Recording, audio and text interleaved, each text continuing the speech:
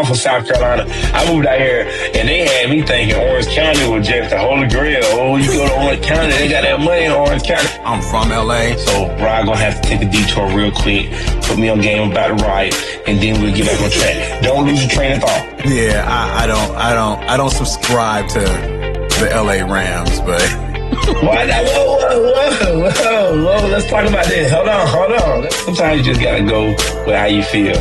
I am old enough to remember a time where it was weird to be on the internet. My name is Travay Hatten. This is Rob Palacio. This is going to be a beautiful thing for sure.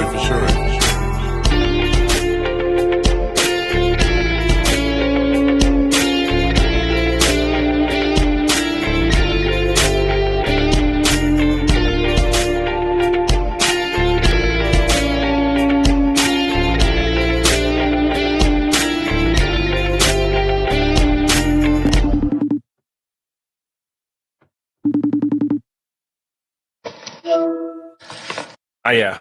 I've been meaning to whip up for us, but Yeah. I tell you one thing. My daddy said he was determined when he got out here, Rock. He said, he go, I was meant for me to get out here because that was the best flight I ever flew on. That was the best. The traveling was perfect. Everything was good. He said it was meant for to come out here. Oh, man. Yeah. Man. How was the flight? Like, what made it so great? Well, the pilot, we had the best pilot I've ever flown with for the simple reason that he ascended into the air very well and we descended very well. It wasn't no bump, no turbulence or nothing. Oh, it was just smooth? Very, very smooth. He said it was meant to be. He said, and the thing is, crazy thing is about it though, it was supposed to come out in April. They were supposed to come out and see me in April, but it didn't end up happening. But I think they timed were right on time, and we had a crazy week so far. My in-laws had their anniversary, 30-year anniversary was yesterday. My sister-in-law had a baby yesterday, and my parents flew out from South Carolina this week. Oh, wow. So it was just a crazy, this week, bruh, this week just being crazy. I ain't gonna lie to you. It's been good, though. Like, blessed. That's a crazy week. If I can put it short and simple, it was this week been dope. Like, wow. And I only see it getting better, but we're gonna keep it rolling. We got Pops in the house, Right. Mom's in the house. Right. This is the first time they got to see how we living, so it been right on time. I ain't gonna lie to you. That's a blessing. It been right on time. Mr. Hatten, it's a pleasure to meet you finally. And it's a pleasure to also meet you, Rob. I'm really enjoying California. I'm enjoying the weather. I feel like I'm from here. So, some people, some people go somewhere and they visit and they feel like they're strangers in a lonesome town. But I really feel like I'm right at home. Right at home. Right at home, right here in this little town in Cali. And I hear my office speak about he come from a little town in South Carolina. He says it every episode, Mr. Hatten. He says it every episode. And I'm from a big town in Brooklyn, New York. yeah. And I moved to South Carolina. And anywhere I go, I've always felt like I was at home. And I feel like that's something that you got to have in you. Okay. You got to feel comfortable wherever you at. Yeah. You make your own peace. Nobody can make that for you. And I think it's all about I think it's about getting around your community too. Like to your point, like I think that me being out here too, and you seeing baby boy, and me still being straight, like that aspect of it was huge too. And like I ain't tell no lie. Like my pops, like he here today to confirm all the stories I've been telling everybody. I was gonna go there. Mr. Hatten. Go ahead. Ask away. Is there a story that you heard on the podcast? Because I know you listen all the time. Is there a story that you heard Travay tell and you go, it didn't quite happen like that? Yes, it is, Rob. I'm glad you said that. I'm glad you said that, Rob. He said that I didn't really support him in his sports endeavors. Uh-oh. Because he said that he got more support from his brother. But I was just like, I went to one of his basketball games one night, right? And they was warming up. Okay. They was warming up. And my son, he was like dribbling down court, dunking the ball. So then during the course of the game, he got that same opportunity to dunk the ball. And he laid it in, and I'm like, man, you ain't got the killer instinct. That's not your sport. That's what I said, though. See what I'm saying? That's what I said, though. I said that. I said that on the same episode. I said for my dad, it's all or nothing. Yeah. You either got it or you don't. I'm not mad at that. Yeah, it's all or nothing. Like, he wanted me, like, my pop's idea of any athlete is a straight killer. Like, if you ain't a killer, you ain't playing the sport for real. I feel like I want to say that to my son. Nah, it's just the truth. I feel like I have, actually. But if you listen, hold on. But if he listens to the podcast, I also said that's one of the things that propelled me to even play sports. I said, I went to you for football, and I was like, I said, when I wanted to play red football, I told you, I said, yeah, sign me up. You said, you don't even know nothing about football. And then he can confirm that I started playing Madden. I started watching all the NFL games. I started watching all the NBA games. And I started studying it. That's the type of motivation he would give. You know what I mean? For me, I took it as motivation. So you needed that. Oh, yeah, that little push. Yeah. I mean, I probably didn't need it. I wanted to play the sport innocently, and I didn't know nothing about it. But him saying that, him calling me out like that, Right. made me go research it. Yeah, but you know what? I think during Travay's younger years, he always seen his mother and I, we were grinders. We go get it. If it's a job that needed to be done, we did it. Sometimes my wife would motivate me because, she would get up and go. I'd be like, I got the day off. She was like, well, don't waste your time. And I would just sit around and get up. I said, I can't let her outdo me, And I think a lot of Travay's morale came from his mother. Okay. Yeah. Nah, for sure. Nah, I ain't gonna lie. Mom, dude, she got that go-getter. Even since she been here, bro, she been in my house 3 days, bro.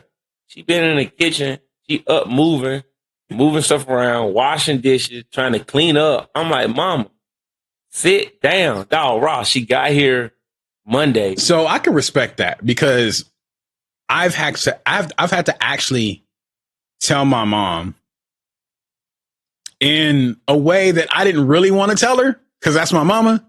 But I'm like, you're on vacation and you taking care of me my whole life. I need you to sit down and relax and let me take care of you right now. And she wouldn't. So we went to Arizona for Christmas. Rented an Airbnb, had a nice spot. I'm doing prime rib. We're doing like the whole thing. And I just needed my parents to get out. We had just lost my aunt. So I needed to just, get them out, get them to relax, enjoy themselves. We had a nice backyard, fireplace. It was right outside of Laughlin. So, they got to go gamble and do whatever they want to do. And she was trying to be in the kitchen. She was trying to just run the house. Cater to everybody. And I'm like, nope. No, you need to sit down. But that's her being a mom. That's her. Yeah. That's her being a mom. Yeah. And it's crazy, bro. And it's hard. And the funny thing is, I had some old bananas on the counter, bro. Okay. You walk in. I know she been looking at bananas since she walked in the house. So, you know me, I'm going to follow my mama up, though. Because, sometimes I'm joking. Like, we are a sarcastic family. Let me put that out there. We are a very sarcastic family. But sometimes I follow my mama up on her, when she joking around, she halfway say stuff, but I want her to full commit. So she said, that banana, the bananas you got in, don't let them go to waste. I made some banana bread. Lord is my witness, my dad right here, right now. So when she said that, I went and poured out some flour, some sugar, baking pan, everything she needed to make banana bread. Just to see if she would do it. And she got up and made it too. She got up and made it. I was messing around. Just playing, like I was seeing how far she was gonna take. Right. And she got up and made it. And my daddy had to get up and go get pecans to put in the banana bread. Okay. Oh, it happened like that. And she made 2 banana bread quick. But that's what I can't understand, Travay. Why the burden of proof always come back to me? I had to go get the nuts for the banana bread. Because you the man of the house, Mr. Hatten. There we go.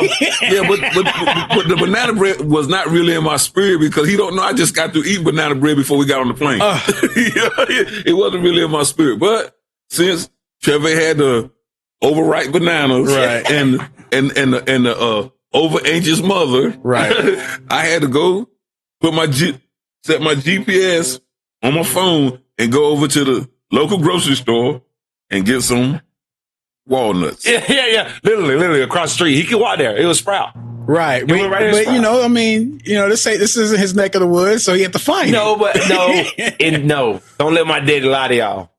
My daddy curious George too.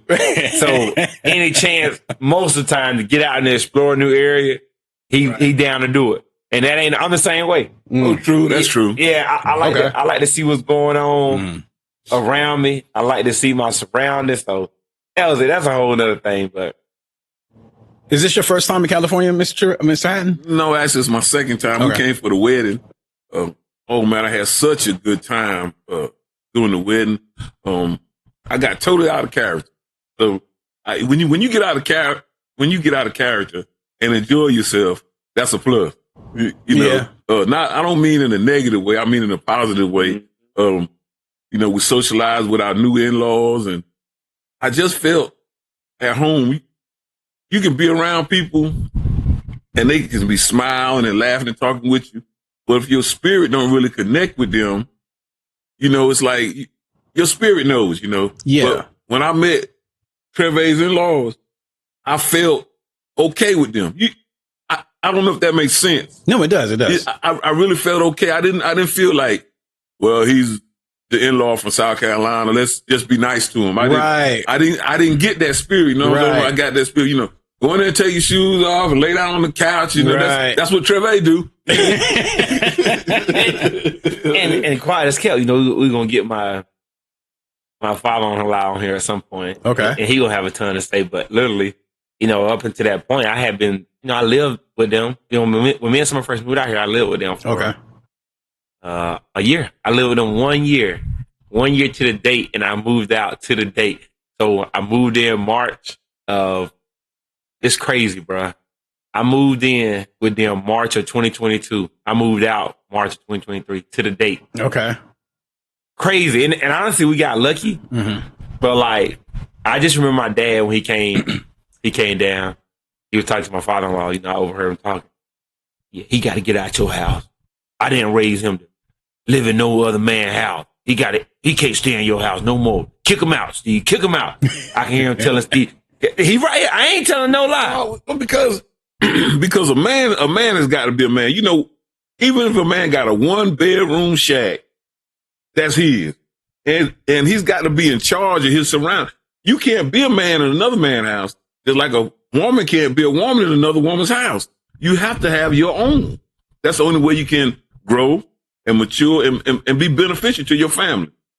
Because if Chevy know that I'm going to take care of him, whether he make it or not, he going to have some knocks. But if he know that he the only one that got to do it, he going to do it. Simple math philosophy I grew up with. Y'all think I've been lying. This is philosophy I walk with. That's why I got an old soul. I'm trying to tell y'all. Y'all think I be playing, bro. I literally, I moved out the crib.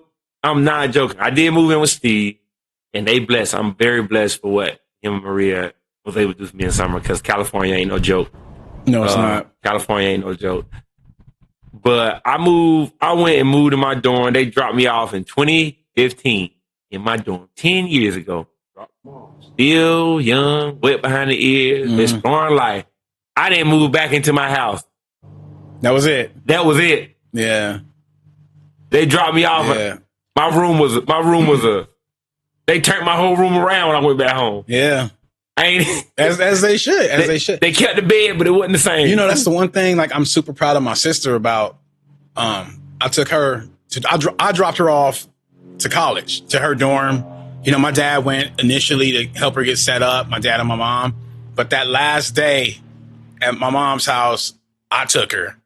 So I drove her to, you know, UC Santa Barbara, where she went to school. And on the way there, I'm telling her the whole time. So from LA to, you know, Santa Barbara is about 2.5, 3 hours almost, right? So I ended up telling her, I was like, look, ain't nothing for you in LA. Do not come back. No matter what happens, do not come back. Wow. You don't have a home in LA. And she never came home. She finished school. She had roommates there. Then she stayed with my brother. Ended up going to the junior college there. And then they lived together for some time. Then she met her boyfriend, who ended up being her husband. They bought a home there.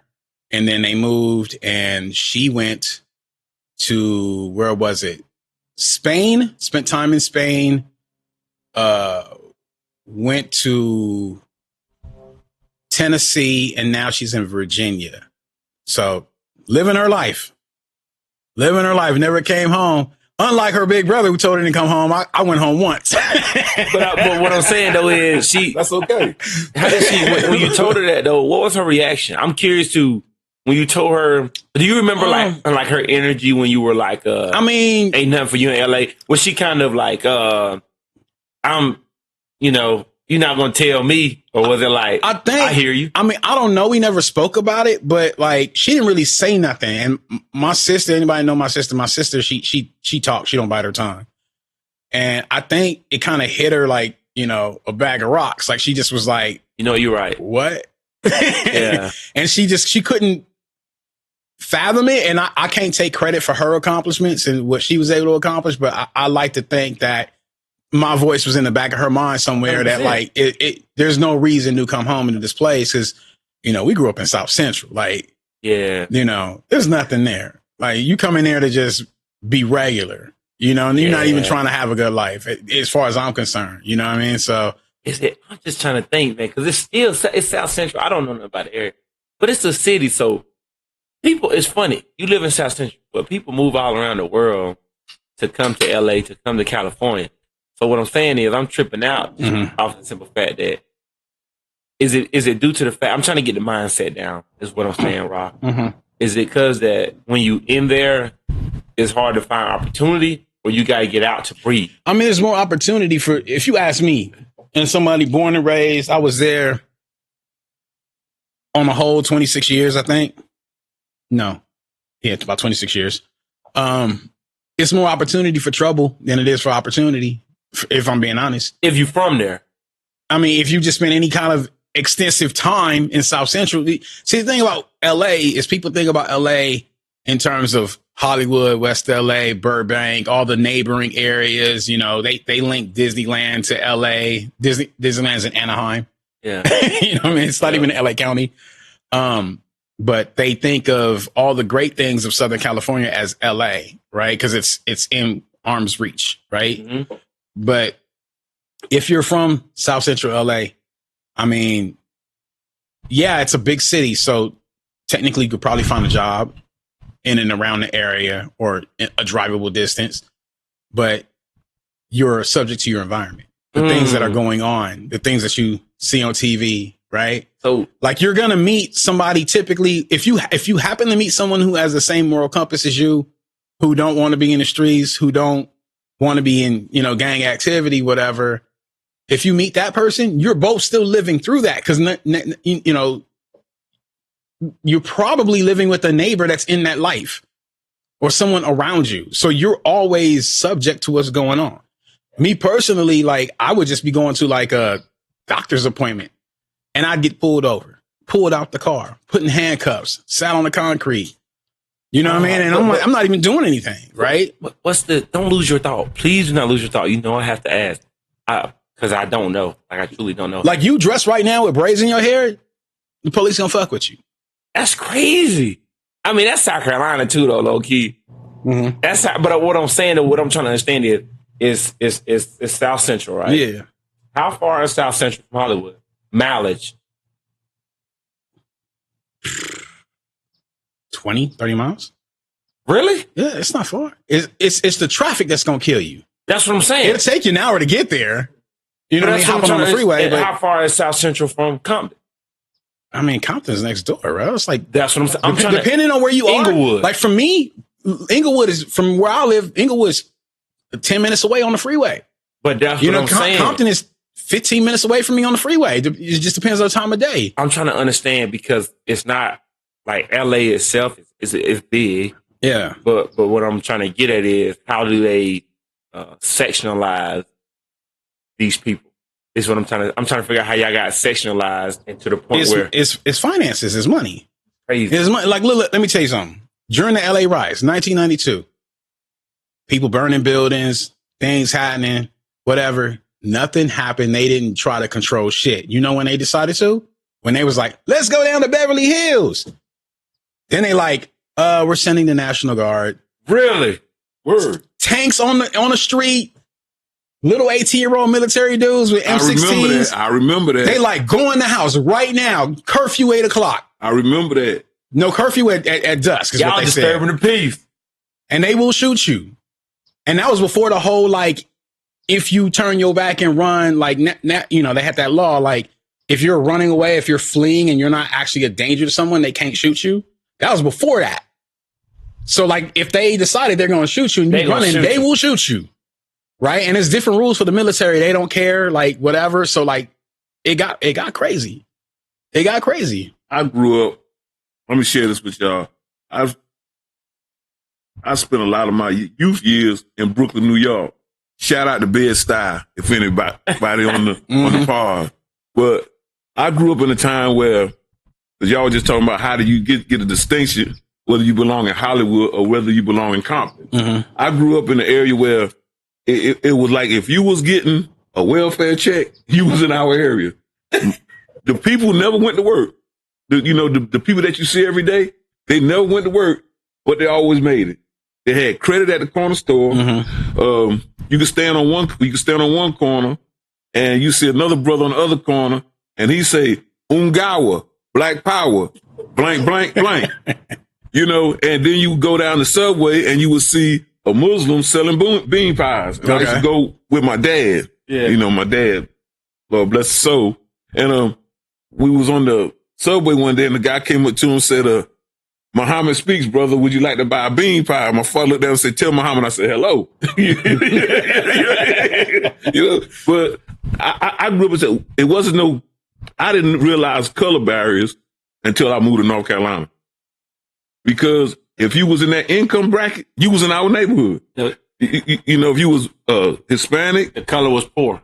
The color was poor. Exactly. If you was Hispanic, if you was black, if you was Dominican, if you was white, whatever you was, if you was in that neighborhood and we had a melting pot, that's all it was. You just lived in that neighborhood. And when you were in New York, it wasn't like that exactly? No, that's what I'm saying. Okay, that's how it was. If you was in that area, that's the way you live. It don't matter what color, what nationality you was, When you moved to North Carolina, I realized it was a color. It was a color barrier. Okay. I got on the school bus. First of all, we had to walk about a mile to get to the main road to get on the school bus. And I'm used to. What year was this? You had to do all that walking. 87? No. This was like 72. This was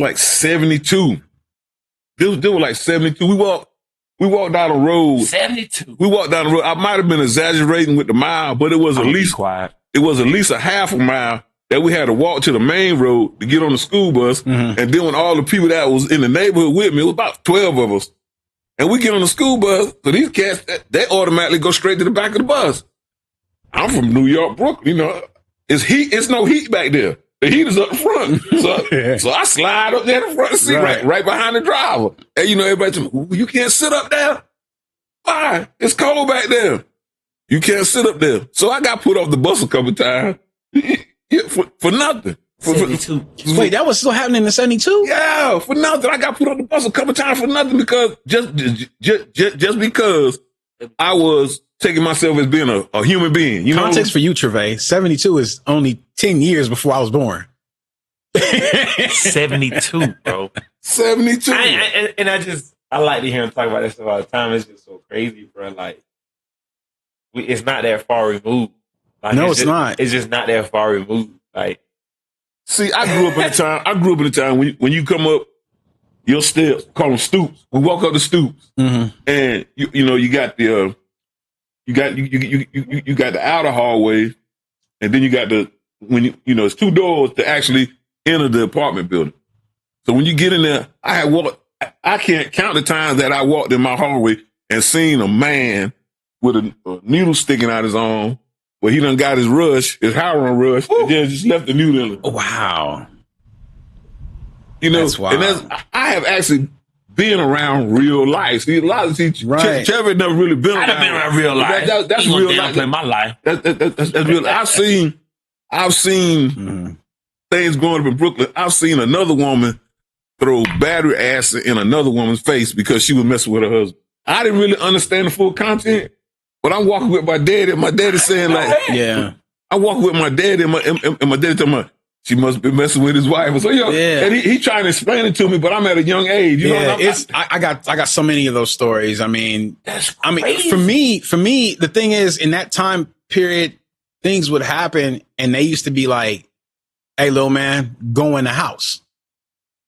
You know what I mean? And then I get in the house, and all of a sudden, you would hear whatever's going on. You know what I mean? Like it was, and it's weird because I'm gonna say it felt safer because there were rules. Now it feels like the kid get exposed to everything. well, and like if you're there, you're there. But like you were asking about the distance between Hollywood and South Central. Yeah. Well, the thing about it is, from what I could tell, Why are the worlds so parallel? Is what I'm saying. because hip hop culture, right? Hip hop culture is something that's bled through most of America at this point, right? So when we was kids, we wasn't hanging out in Hollywood. Hollywood was for the rich and the wealthy, and and white people, right? So like you'd be lucky if you passed through if you passed through Hollywood because you had somewhere to be, or you were on in tourist areas, or you're going somewhere specific. You don't just hang out in Hollywood, right? And as I got older, towards when I got 18, I started realizing, people are like hanging out in the clubs in Hollywood now because they want to go be next to the celebrities, right? Because now we know celebrities hang out there and it's accessible to regular people. So you start driving down Sunset and hanging out over there. And what's the clubs in Sunset? Let's go over there. Let's go eat at this restaurant, that restaurant. And people take that welfare check and they go spend that money in those restaurants. And they're not going to complain about that check being spent. Right. Right. You see what I'm saying? So until it runs out. Yeah. So those things start happening. So now you got people who don't know how to act. So what's the difference with how you draw these lines in LA is you price people out, right? Like they gentrified parts of the USC area for the college kids, right? It's beautiful over there. That's not how it looked when I grew up because I used to be up and down the USC campus. Yeah. Right. But those are high priced apartments and things like that. You go to Hollywood, go ahead, go find you an apartment. See how much you're going to pay. Right. Like they keep it clean by pricing people out, and they do that. This is not new. Right. I've lived in communities in South Orange County. Like you're going to pay a nice penny to live there. It's going to be more than what you would pay in a place like LA. I get you. But I paid that price. Why? Because I raised my kids in that town that I lived in for 10 years is consecutively between 1 and 3 The safest cities in America. Irvine, baby. No. What city you stayed in? Rancho Santa Margarita. I thought Irvine was the safest city in America. It's in the top 15. Okay. Yeah. Irvine's safe. Yeah. I'm gonna go down there. Yeah. So, I paid that price and I would do it again, but not all of us can afford that, right? That took 2 incomes. That took, a lot of like sacrifice, and everyone can't do that. So what happens to, people who can't, who are good people? You go back to. Then you just stuck living where you live in and, have to deal with all the corruption that's around. I got you. I know. I'm following you now. You know what I mean? Yep. So, which was my life, right? Like I grew up, I'm a first generation American, right? So break that how long? Because break that down for my dad. Give him the background on your parents real quick, because you be saying you're first generation American, but he I don't think he know. So I mean, Gotcha. My parents grew up in Belize, Central America. So I think my mom came out here when she was 15, 16. My dad came out here in his early 20s, served in the Army, got out, and then became a pediatrician assistant and x-ray tech. He did both those things. He went to school out here for a little while. They met at some point in my mom's early 20s, like 1920, something like that. And then they had me here. So, my parents were like still pretty like wet behind the ears when it comes to American culture. I'm talking about like I didn't know the difference between us and African Americans at all. Like I thought it was like We black. Yeah, but like until like I go to school one day and they're like, "Oh, what did you eat for dinner?" And I'm talking about some of our cultural foods, And they're like, what? and they're like, "What the hell is that?" You didn't eat fried chicken? Right. Well, I still hadn't. I didn't have collard greens yet. Nothing. You know, I hadn't had grits yet. So, hey, give me a meal. Give me one meal. I mean, like we do fried. We call it plantain, but it's plantains. Yeah. Right. So fried plantain. This meal we call hadut, or we have tamales, which are bigger than the Mexican tamales. So if I'm talking about any of that type of stuff, they're like, huh? they're like, what? What is that? Explain that That's to me. fire. So a lot of our food is like, they're like Hispanic driven, like they're like similarities to that culture. So there's always a pot of rice and beans going. Every Sunday is rice and beans and some kind of stewed chicken and salad, potato salad and stuff like that. This is a little different, right? Now you know your food was better though, low key. Your food was. I'm not going. Y'all not gonna say that. I'm gonna say it's just different. It's just different. What I'm saying, I'm saying better as in like it's culture behind it. Like it ain't like in the South we eat Southern food. We eat fried chicken, we eat grit. Right. You know what I'm saying? We eat fat back, we eat collard green. Once you branch out and you go at your food, you appreciate your food more. Yeah, but is what I'm saying. But you can see this. At least for me, it's like we could see the similarities, right? Because the history of Belizeans is. The only thing that separates us from African Americans, it's during that time of slavery, right? When they were being brought over from Africa, is it just so happens that my ancestors were able to kind of fight back. Yep. They sunk one of the ships and ended up in the island of St. Vincent's. And then those people migrated to what's now known as Belize and mixed with the indigenous Indians that were there. Oh, wow. So like, that's the only difference. Like we're still African. You know what I mean? It's just like African and then Mexican influence, whatever, or Hispanic influence. I shouldn't say Mexican and Indian influence. Oh, so you have like the Griffin tribe, and Native American. Yeah, and and they're tribal Indians that were there, right? So it's like a little bit of this gumbo of things going on, and then you got to factor in like the Caribbean people that are there, like the Jamaican people and all that, because there's all this mixture. So that's what it is. So that's why like we do fried chicken, we do curry chickens, we do. You never made me no curry. Well, you ain't been to the house like that yet. You gotta come to the house. When your mama there?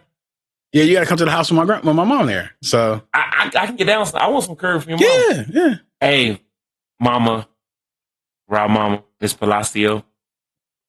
Could you please make me some curry? She will. She will. Rob been holding out for age.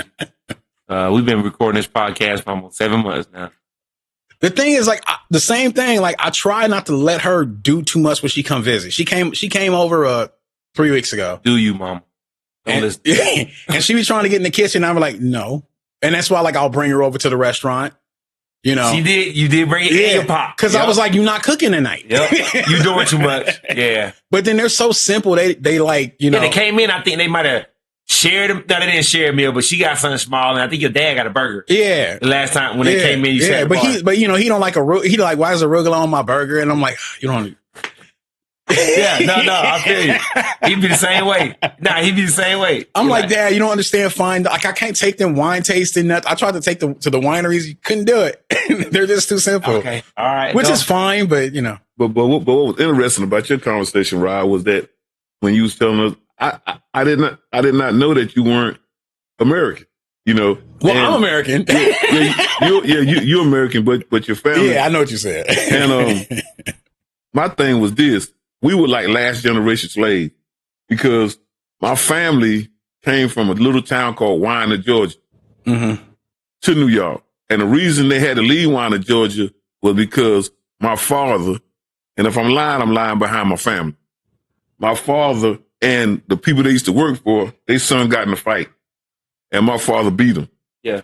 And in the band, he was like some kind of big shot guy in the town of Winder, Georgia. And he said, Willie, my grandma's name was Willie Harsh. He said, Willie, you and your boy got to leave Georgia because we ain't going to be able to protect them.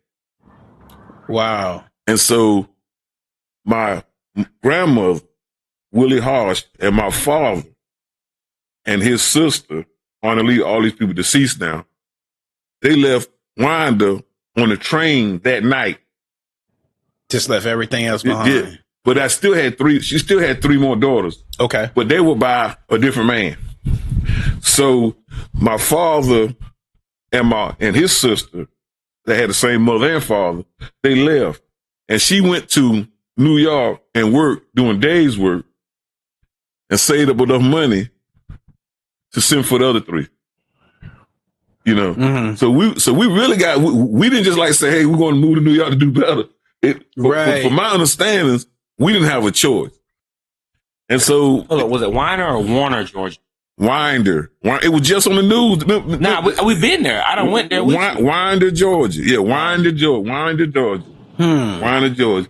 That's crazy. It's crazy because they out there, me and little Johnny out there playing. He's white Johnny and I'm black Morgan. We out there playing and I beat your butt and you go in there and tell Mr. Paul that I beat you up and Mr. Paul is the head of the KKK and he can't let that be known in the town.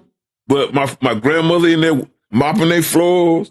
You know what I'm saying? Doing the housework for them. So what's that? Just a courtesy to tell you to leave before it go down? It's a courtesy. Yeah. So that was crazy. And I never really understood the story. You know, they tell me this my whole life growing up. I never really understood because I never really paid it no mind, you know. But we actually got ran out of Wilder, Georgia. So and what's funny is, you said it was a courtesy. What's funny is you said it was a courtesy just now in my town. Yeah, because they were able to save face. You know, when you go back and you talk with your friends, their friends, yeah, we got them up out of here. Right, yeah, right. They couldn't be in here disrespecting us. Right. Doing that. So we made them leave. You know what I mean? Oh, man. And honestly, to them, though, that was a nice thing to do. I know some folks, I don't know, but I'm saying. But Willie was a good old girl. That's what he said. Oh, Willie a good old girl. I ain't going to let that happen to her. That's what I'm saying. To them, they were being respectful. To them, they were giving them honor and giving them a chance at life. You know what I mean? They were being good people. Yeah, no, I'm being serious. Like, psychologically. No, I know. Psychologically, what they were thinking that we're doing a good thing. So you know me, I like to protect the guilty, right? So I once had this employer who grew up in where was he from? I'm gonna say like Kansas. I could be wrong. And he one day came over to me and my best friend, and we were at work because we used to work together.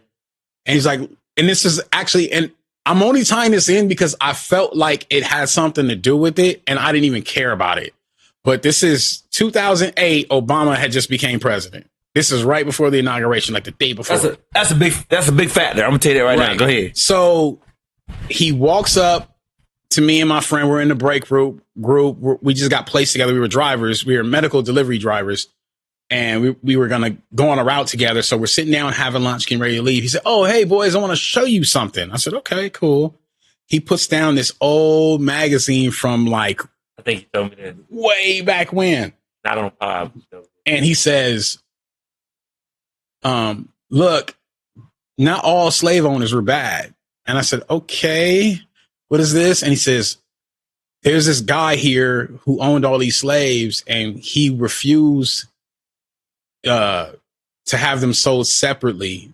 He sold them all together so the family could stay together. Isn't that such a nice thing? I mean, the concept of slavery is okay, though. I don't know what he was trying to say. I don't know what he was trying to say, but I just remember that feeling of me and my friend were confused. That's funny. And we were like, I don't think you're racist, but this is weird. Like, where are you going with this? Where are you going with this? Right. And so it ended up being embarrassing because his daughter, who was the general manager and HR person there, because it was a small company, she caught wind of it. And then she came to talk to, she's like, boys, I need to talk to you. I'm so sorry about my dad. Blah, blah, blah. And I go, yeah, I'm willing to say this never happens. Yeah. Because I don't want to deal with it. Yeah, we ain't trying to do that. I just didn't know what to do with that. And then, the whole thing, like they were talking constantly because the TV was on in the break room. And then, he was there blabbing about like, oh, Democrats, whatever. Which I'm not a Democrat. I don't know. Like, yeah, whatever. Like, I'm trying to get my paycheck and go home. Yeah. And go home. Right. I had just met, my ex-wife at the time we were dating. I'm like, I'm trying to go on a date after work. I don't have time for all of this. Raj, it's funny. Let's touch on this slavery thing for just 1 minute. I'm not trying to go off base with it. and I'm not for slavery. But now, if you think about it now, you better not say nothing like Kanye West, or you get going. It was created. All right. It was created to keep people confused. Okay. Slavery was created to keep people confused because the simple reason is if you give me 50 acres of land and then give me 50 free people to work it, I'm gonna do that. You're saying from a psychological, yeah. I'm black. If you give me 50 Caucasian men and 50 acres of land and tell me I don't have to pay them during that time, I'm going to work because that's all I knew. Without the understand, you talking about in the context of without the understanding of knowing that because then there's this understanding of like they thought black people were less than. And you got your whole life tied up on what they do for you.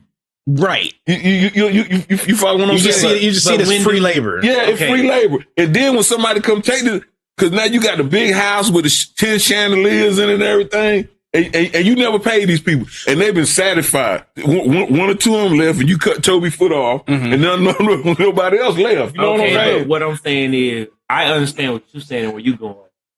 No, you finish. I'm going to get mine out. Yeah. He's not condoning slavery. He's just saying, I'm just saying that slavery was created to keep people under control. Okay. African Americans, because we've always been stronger. We've always been more dominant. Right. And so they created a gap. Society, not the slave owners itself. Society created a gap to keep the minority. And my son told me this yesterday. We're not the minority anymore, but I'm glad you refreshed my memory on that. But to keep the minority under control. Mm-hmm. And so your car out there, for instance, that's your transportation back and forth to where you want to go, right? Mm-hmm. You make your car payments. You pay your car insurance. You got your little baby seat in the back for your kids. And then they take your car for no apparent reason. they take because what is it? The eco balance is off. Okay. So they take your car. So they don't want to emit no more fumes into the atmosphere. Won't you be upset a little bit? Yeah. Yeah, because that's your livelihood. Right. And that's what they were using black people for. So you saying he's saying from a psychological standpoint. Right. So from the thought process of I'm not condoning slavery. They used black people not at all. Yeah.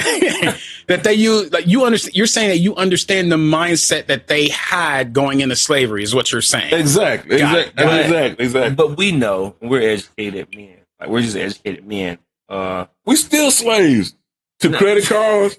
We still slaves to credit cards, to our wants. Here we go. He's not wrong. Here comes Deacon Hatten. Hey, we are still slaves to certain things. I'm a slave to my credit card right now. I'm paying that money. You still slave. And if you didn't have it, you would do it out. Yeah. You know what I'm saying? If you didn't have a... I don't have to learn better habits with my credit card. you would do... My wife and I, we go into the store. We can only afford a $3 pack of ground beef. You know what I'm saying? That's all we would buy is a $3 pack of ground beef. And we satisfied. What we used to do with it, we used to bust down. I'm talking about my mama can turn 3 ingredient into gourmet.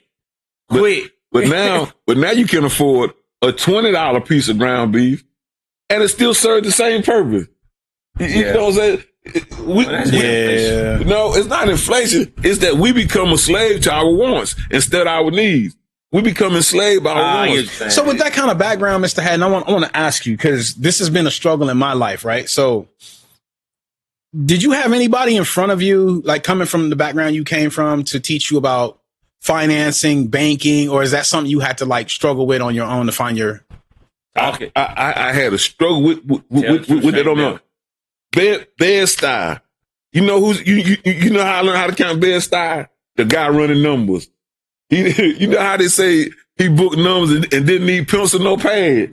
We actually had them guys at Bed-Stuy. He come by, hey, Curly Mae, you playing 314? She said, yeah.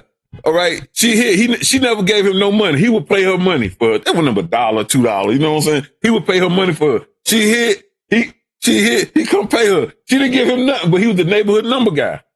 You know what I'm saying? He knew she played 314 every day. So he kept her number one. Curly, your 314 come out. I ain't even play. Yeah, you did, Curly. I put it in for you. You know what I'm saying? And I actually learned life by dealing with those type of people. The guy stole my bicycle.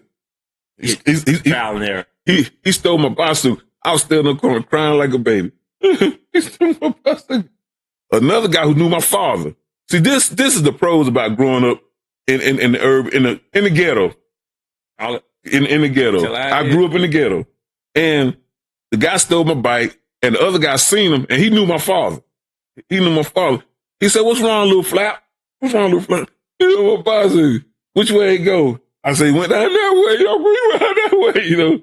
And about 15, 20 minutes later, the dude come back rolling my bike. He like, "Little flat, you ain't got to worry about that no more, man. You good. The boys ain't gonna mess with your bike no more." And the guy, now never forget his name. His name was Matthew, bald-headed Matthew. Law. You know, Law. My uncle, but let me give you this background. My uncle, which is not, he married my father's sister, my aunt. He was the first black 5-borough detective in New York. Oh, wow. Yeah, so that was an accomplishment, but his role wasn't easy because he was plagued all his whole career. He was plagued with always being second guessed, always being questioned. The people that he locked up was white. They got away. They let him go as soon as he went home. You know, just things, you know, that, you know, just things that they done to black people. You know what I'm saying? Yeah. You know, he say, "I locked the butthole up." That's how he talk. "I locked the butthole up, and I come back this morning, he was gone." And he say, "I asked the guy, the night sergeant, what happened to my collar, you know?" And it's this cocksucker says he let him go. I said, "Who told you to let him go?" He say, "Talk to the people upstairs." You know, so he knew that. Stuff over his head.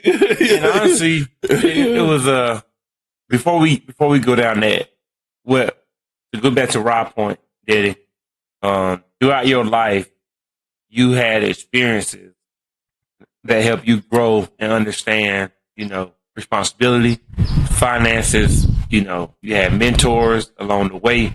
You know, because Roz, you know, what Roz's saying is, you know, you didn't have those blocks set up for you, like school wise. You didn't have anybody that literally, you know, had a immediate, not immediate, but a direct impact on how your decision making process. Right? You learned it through life. Everything I learned from white people. Let's get that on the table now. I've always been dependable. I've always been willing to do, and I learned things along the way from white people.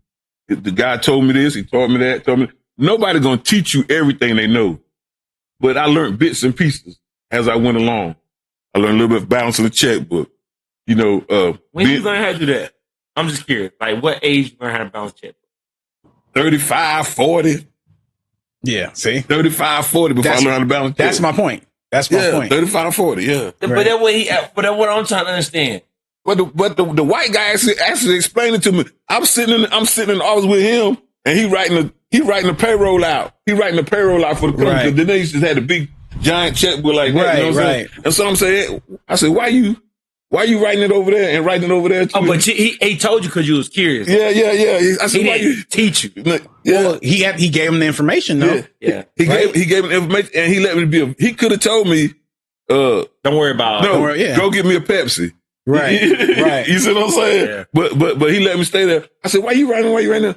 I said, so why you write the same amount of that? He said, so I can balance my checkbook at the end of the month. I said, what you mean balance it? He said, I add up everything. He said, I add up everything that I spent out. You know what I'm saying? And what I have. And after everything clears, this is what I should have. And I didn't even take it into my spirit at that time. But then when it came time for me to do that, it came back to me. Does that make sense? Yes. You know, everything I learned by happenstance. And then when I needed it, it was available to me because it was in my in my memory bank. Mm-hmm. It was stored up for a later day. Right. I mean, here's like a similar but kind of different example. So, you actually meet him in my wedding, Travay. One of my former bosses, I don't know what it was. He took a liking to me, and he just noticed how I could communicate on both sides of the fence, right? With the people in the labor force, but how I was like smart enough to like be inquisitive, ask questions, be reliable, all these things, right? So he took me under his wing and just was like, you're a little different. I want to teach you things.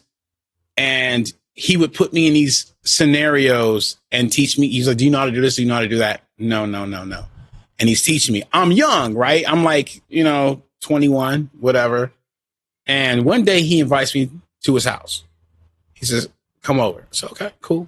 So I'm living in LA. He lives in West Covina. I drive to his house, nice house, whatever. I walk in. He's like, oh, can you take off your shoes? I'm like, okay, I'm not used to that type of shit. So I was like, okay, all right, take off my shoes, whatever. He's walking me through his house. I meet his wife. I meet his kids, whatever. And he's just parading me around his house, like, and he goes, hey, let's go over here, whatever. He gives me some tickets to like this NASCAR because the California Speedway thing is like up the way. He gives me some tickets for that. Right? At the bar stuff. It was, I can't even tell you. It was like somewhere down, not too far from where he lived, right? So like, it was like a straight shot down to 10 or whatever. So I was like, okay. So, but that was for a different day. So he gives me those tickets. We go out, we shoot some basketball, and then we have a drink. And then before he walks me out, he goes, do you know I invited you here? I go, no. He goes, you need to get out of that hellhole that you live in. And I go, right. He's like, you, and he rattled off 2 other people that was kind of with me, whatever, in that time period. He's like, y'all are too smart, too bright, you have your future ahead of you. You need to find something else to do. I invited you here to inspire you. I don't have everything. I'm not rich, but as you can see, I have a nice house. I have a full family. I don't want you to get lost in the shit you seeing every day in LA. I want to inspire you to have more. So I want you, before you leave here, to know why I invited you here. That if you can be here, and I'll never forget what he told me because I've carried this with me my whole life. If you can be in the same room as someone that has something, you can achieve it. You can have it. You can have it. It's tangible. You can have it. I already know. And since then, I done been in rooms with millionaires. So I'm like, that doesn't feel far-fetched anymore. Right? So like successful people, whatever. So every time I meet someone who's living their best life, regardless of dollar amount, if they live in a good life, they got a house, they got this, they got that, whatever it is, I know from that point on, at 21 years old, it was tangible and I can work for it. Versus feeling like, oh, this is my life in the hood. Like I got friends like that now. Still live in the same house that they was living in when we was in high school. They just took the house because their mama died or their granny died or whatever. So that's where they at. Right? Since then, I done moved. Yeah. I done bounced around. And I would, he was like a second dad to me to some degree. You know what I mean? Yep. Great. And so that was someone who like mentored me even from a distance. White guy. Yeah. So, I That's always, a blessing, bro. Yeah. So like sometimes you'll meet those people if you ask the right questions, True. If you're open, they'll teach you things. True. But like, I didn't have, like, my parents, like I always say this, and like, I love my parents dearly, no disrespect to them, but they're survivors, right? Like they came here, they did the best they could.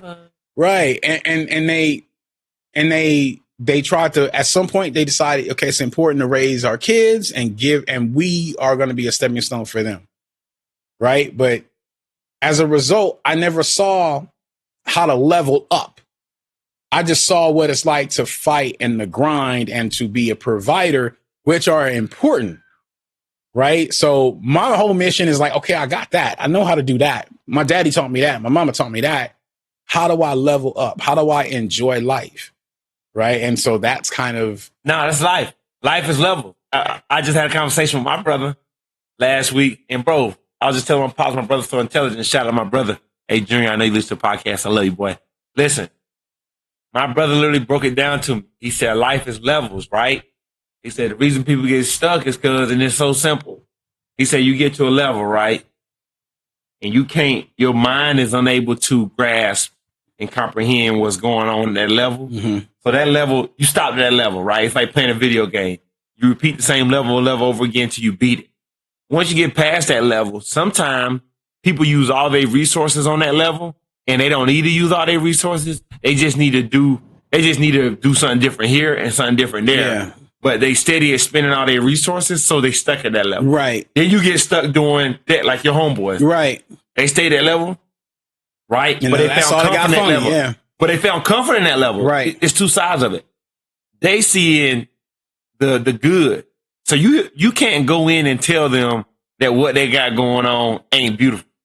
And that's where we as, and I'm going to bring it full circle, that's where we as human beings have to understand that some people are okay with what they got going on. Sure. Some people are okay with, and I had to understand that because as a highly motivated, high energy person I am, I want to get everybody going. But I understand that Not there's some everybody people, want it. not everybody want that.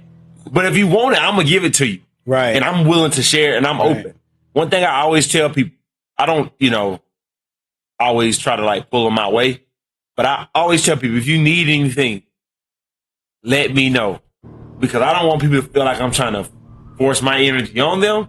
And I don't want you to feel like I'm trying to sway you either way. But if you need something, I'm here for you. But I'm tunnel vision.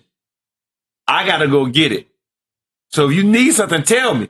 Because I'm not trying to knock you off the side. I'm not trying to act like I don't love you. But you're going to let me know how you want to do your life by your action. Right. Because I'm telling you what I'm doing. Mm-hmm. And I'm going to show it. And that's what I'm trying to tell you. Like, it's so crazy. And I see beauty in both, though. Right. I see beauty in the person that can live their life out, work their job, go home, love their family. Well, here's the thing. Not make a ton. It's so crazy you bring that up because I was talking to my daughter. Oh, what was this, yesterday or the day before? Of like, I used to work in hospice care, right? So I was a delivery driver, and I had the unfortunate experience of watching people in their last moments of their lives. So I say fortunate because in that whole time, I might have delivered in 2 years, I don't know, a couple thousand people, in that time. And I only met 3 people. One of them stands out the most. That was like, I am so satisfied with my life. It's okay. And this guy, I pull up, and as soon as I got to his house, he walks outside and he's like, "Oh, let me help you." And I go, I'm not really sure you're supposed to help me with this, equipment or whatever. Yeah. And he's like, "Oh, no, man, let me help you out. And he tells me his name. As soon as he tells me his name, he shakes my hand. I'm like, "Oh shit, this is the patient." Right. And I'm like, "Aren't you dying?" I didn't say that to him, but it's in my head. Right. And he can see it. And he goes, "Don't worry about it, bro." And I'm like, "What?" And he's helping me literally carry his deathbed into his house. Because I had a good life. And I'm confused, right? So I go, okay, this is not the norm and whatever. And he's smiling, he's talking to me, showing me pictures on his wall, blah, blah, blah. He goes, "Let me tell you something." And I go, "What?" And he goes, "You see that urn right there?" I go, "Yeah." He's like, "That's my wife. She died 2 years ago." I said, "I'm sorry." He was like, "Nah, don't be sorry." I told my kids this exact same thing. Don't be sorry. Let me tell you something. I had it hard when I was growing up. I got a good job. I met the woman of my dreams. We lived the life we wanted to live. We had the kids we wanted to have. We had the money that made us comfortable enough, to have all the things we have. All our kids are doing well. We have grandkids, and I've enjoyed my life and my blessings. And so that's my wife. She's waiting on me. And as soon as I die, I'm going in that urn. My 3 kids have a paid vacation to go on a cruise ship because me and my wife love the water, and they're going to celebrate. They're not going to cry. We're going to celebrate my life. All of it's paid for, and they're going to spread our ashes because that's what their mama and I love to do. And so I want you to be happy for me that I have a life fulfilled, and I'm just waiting to get back to my wife. And that blew my mind. He was so satisfied. Yeah. That's real. And that's real. I said, I want that. That's real. I want that. And this was not a rich guy. He had an average house, and I just said, oh my God. Everybody else was, who am I leaving my little money to? Or I regret this, that, and the other, or this is too soon, or He had a plan. you know what I mean? Like, he found a way to do what he needed to do and enjoy his time here. Fulfilled. he understood the concept of life. Yeah. You live until you don't live. Right. That's the whole concept. We take it out of context. Like, we so afraid to leave this surrounding, but we're always saying that it's someplace better. That's what we always say. It's someplace better. I'm going to go over yonder I'm going over yonder where my wife is, where my mother and father is. But guess what? We'll spend $50 million in pills to stay on this side. Right. But we say it's a better side. And can I be honest with you, Rod Travay? Yeah. I've actually made peace with, no, I'm not trying to go. I go to the stop sign. I look left. I look right. Then I look left and look right again. So I'm not in no hurry to leave. Right. But I understand that I'm not here forever. Right. You know what I'm saying? I understand that. You know, I know when it's time for me to go, it don't matter what you do. Travay can wear his knees out praying for his daddy. But when it's time for his daddy to go, it's time for his daddy to go and have the full knowledge that I lived a good life. And you did what you could do while I was here. Mm-hmm. I'm good. I love my wife. I love my children. I'm good, y'all. I mean, if I could be 120, I'm down with that. But if I don't, I'm down with that too. You know what I'm saying? Yeah. I always tell my daughter, I go, about 85, I think I'm ready to check out. Cause I don't know if I'm gonna be walking okay at that point. 85. I'm like, I gotta be able to move around. 85 and you can't walk. It's time to go. It's time to go. Well, see, I went to that stage in my life where I was with the age thing. I don't want to be dependent on nobody. But that same week where that was going through my spirit, I met like 3 people in their 90s. Okay. And you wouldn't know that, they doing all right. Yeah, my wife and I was at the restaurant Hilltop and sit in the booth. Love Hilltop. Yeah, my wife and I was sitting in the booth, and it was another couple. Matter of fact, the man was from California. He was sitting in the booth. He's a car dealership. Probably one of the shiesty ones because he was talking a lot. But my wife said, "Damn, I wish he'd shut up. He just da da da da da da da." And then she said, "Well, at least you enjoying your 90th birthday." But when my wife and I sat down, I looked at him. He ain't let 90. I didn't see 90. He ain't let 90. I didn't see 90. And then we was in Walmart, and I was over there by the way.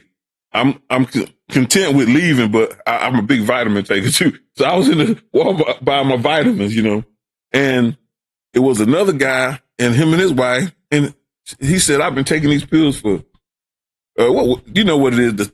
What is the third flu? What's the thing that immune C? Emergency. Yeah. He was taking that, and he said, I said, "Is that any good?" Honestly. He said, "I've been taking this for about 40 years. I didn't even know it been out for 40 years. I didn't know it been out for 40 years. You don't take emergency? I have, but I didn't know it been out for 40 years. No, emergency. Yeah, I didn't know it that. It used to not be the big brand name. People have been taking vitamin C powder all the time. Vitamin C has always been able to take it. Right. And like access is that way. But the brand emergency came out and it started booming. Right. That is newer. But he was 92, Travay. Right. He was 92 and he was slim white guy and his wife was slim white female and she was a little shorter than him. She was 80 something, 87, 86, somewhere in that range. But the age, look, I'm good.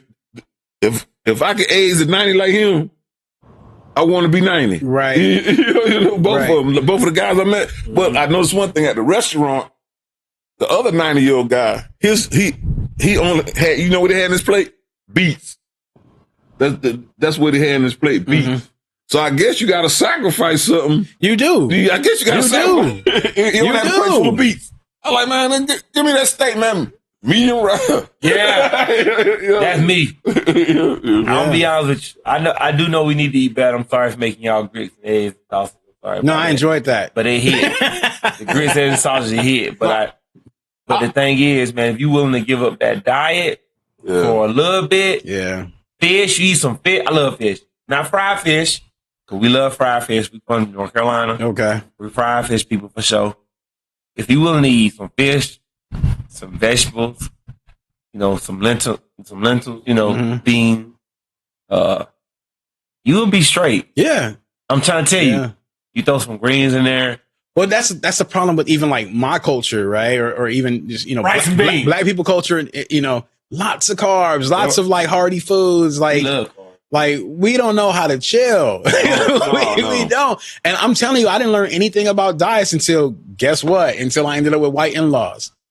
Right? Because then like I see them and they're like in their 50s and 60s or whatever at the time. And they're like, let's go to BJ's. Okay. What's my father-in-law having? Medium rare steak and a salad. And I'm like, okay, no fries, no nothing, not a burger, not nothing. Nope, just some protein and a salad. And he might have his one cocktail with like a glass of water. You know what I mean? I'm like, okay. And my mother-in-law's in there eating the chicken salad. You know what I mean? I'm like, Or they're sharing the steak. That's what Steve and Maria, they share meals. You're right. So they do things like that, right? Yeah. And, so I'm like, and then they'll take a walk when they get home. And I'm like, we don't do none of that. I go in there, I go to BJ, first of all, I'm getting a Pizookie. See? I'm going to BJ, I'm getting a Pizookie. See? That's off real. Pizookie Daddy ain't nothing but a big old cookie. It's just a big cookie with ice cream on it. It's good, but what we fail to realize is that back in the day, our bodies was not meant to digest that much meat. No. And even though times have changed, the structure of our bodies haven't changed. And that's why we get, my wife called it, I'm gonna crack on it, she called it obesity. That's why we get obesity, because meat was a once a week, every 2 week thing, So we just blow it all out of proportion as being Americans. Yeah.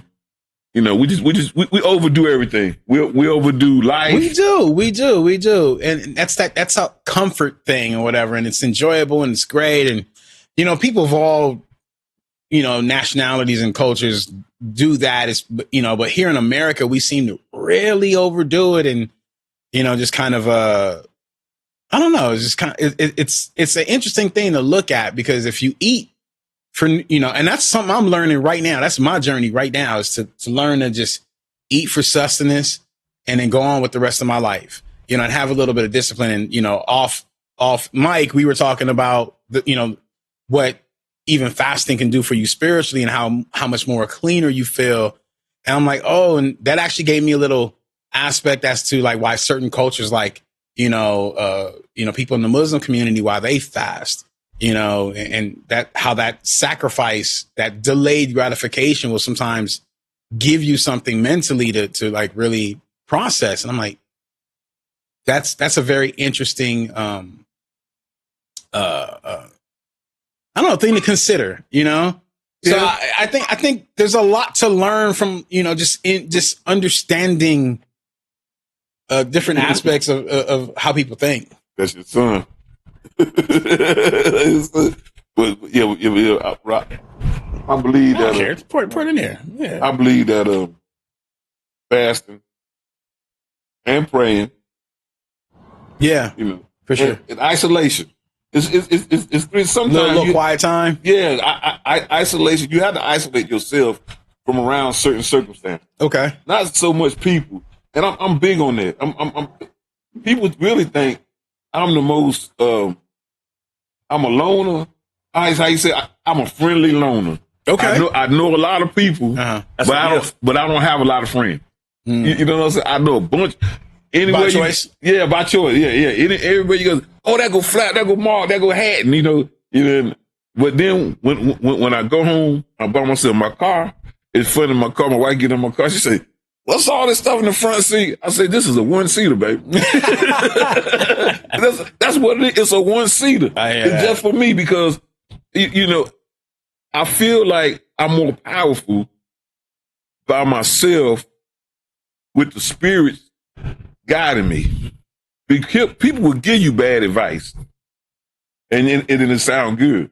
Yeah, you're not wrong. You are not wrong. They give you bad, and it sound good. You be like, really? You really? Oh yeah, mom. And it sounds good. And sometimes they wrong. And to your point, sometimes they wrong. But if you keep listening to them long enough, it'll start sounding convincing. It gets in your spirit. It starts sounding convincing. And so, actually that's something I gotten enlightened to like recently. If you listen to somebody long enough, even though they ain't right, chemically in your brain, you start to connect dots yourself that ain't there. You start to that whole term misery loves company.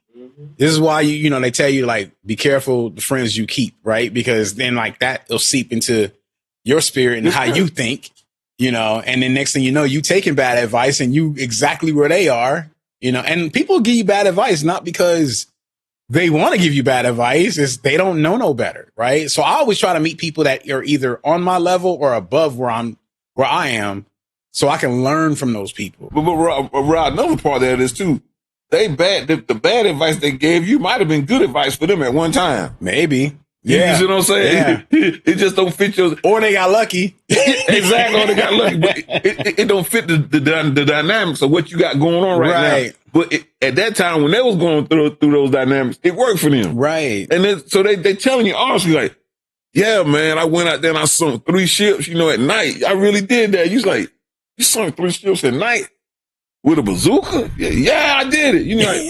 okay. Was it a full moon or what? Okay, I'm waiting till a full moon. I'm gonna try. You get out there and get your butt blown out the water. Right. Yeah. And that's what I'm saying. It's just life is so interesting. The mind is so interesting, and how I do truly believe that if you believe it, you can achieve it, but to an extent. Like I believe if you believe it, you can achieve it. Mm-hmm. You can do anything on this earth. I'm tying it back into what you said earlier. If you're in the room and you can see it, you can do it. Like if you're around it, but not only that, Trevor, and I'm not cutting you. I'm gonna say this and then I'm gonna fall back and let y'all finish your little podcast there. But if Rod can do it, I can do it. It's nothing he can do that I can't do. Yes, sir. Because I'm a man. Yes, sir. It's nothing Trevor can do that I can't do because I'm a man. Yes, sir. I have the same ability. All of us got 2 hands, 2 arms, 2 legs, 2 feet. You might have an IQ of 105. Mine might be 89. Yours might be 79. But if I stood, because you're the youngest. But if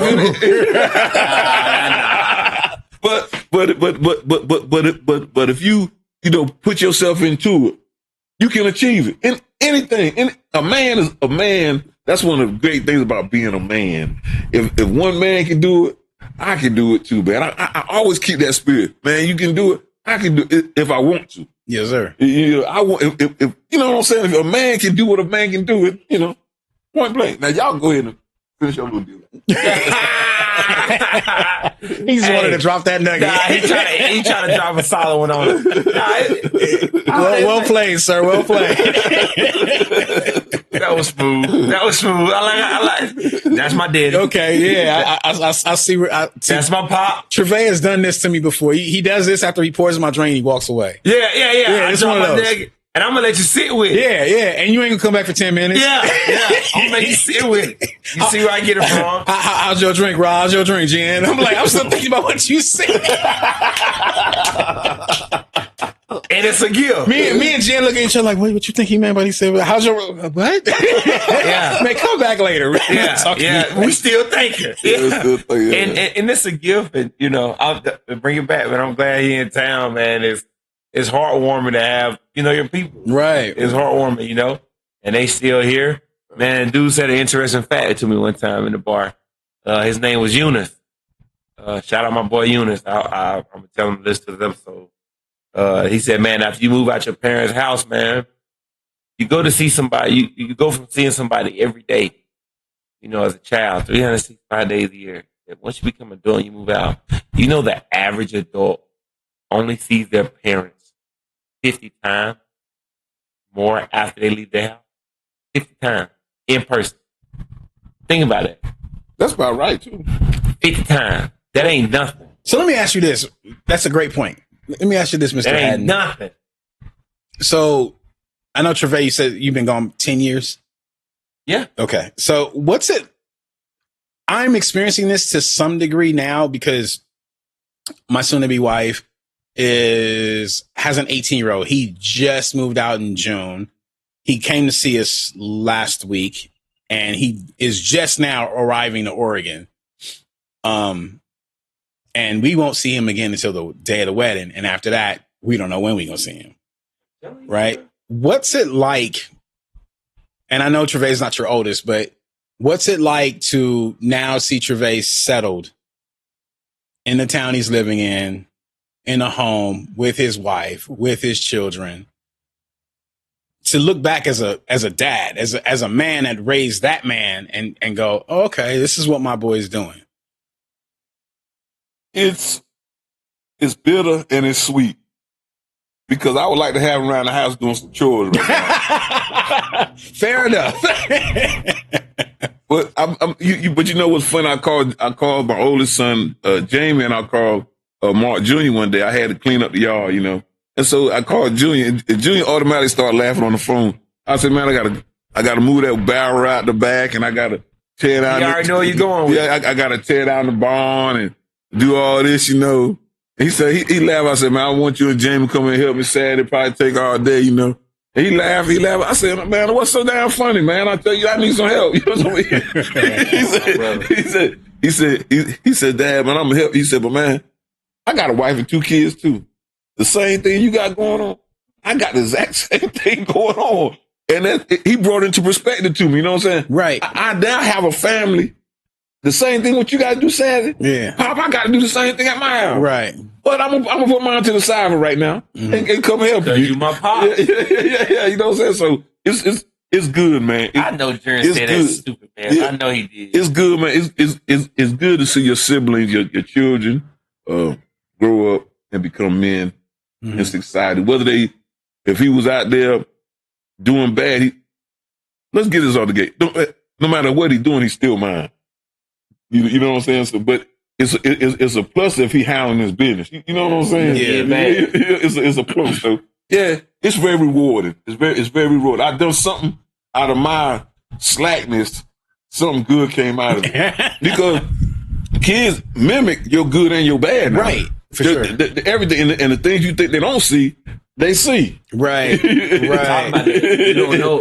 You don't know they watching you. Right. We talked about that. Yeah. They watching you. That's the biggest thing for me is because I have older children, right? My daughter just turned 16 on the 7th of this past month and, or this current month. And then, my son is 12 now. So it's interesting to watch them because I know most of our conversations isn't like me telling them what to do. It's them watching me, you know, like watching my habits and how I move and how I treat my household and my fiance and all those sorts of things.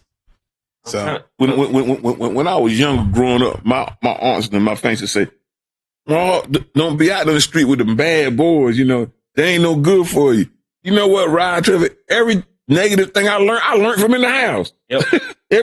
Everything I learned about drinking or whatever, I didn't learn it from the boys on the corner. Mm-hmm.